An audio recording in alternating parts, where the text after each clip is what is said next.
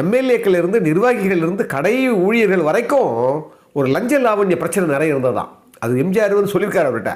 அப்போ அவர் என்ன நினச்சாராம், மறுபடியும் 1971 வரும்போது அவர் நாம் வந்து கடிவாளம் இல்லாத குதிரையாக இருக்கிறாங்க எல்லாரும், அப்போ நாமளும் அமைச்சரவைக்குள் உள்ளே போனால் தான் இதை கட்டுப்படுத்த முடியும்னு நினச்சி தான் அவர் அமைச்சர் பதவியே கேட்டாராம்.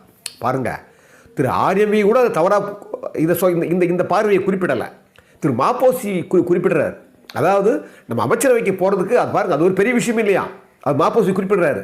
அது ஒரு பெரிய விஷயம் இல்லை அவர் நினச்சா வாங்கிறதுக்கு. ஆனால் கலைஞருக்கு உடன்பாடு இல்லையா, அது அவர் சொல்கிறாரு.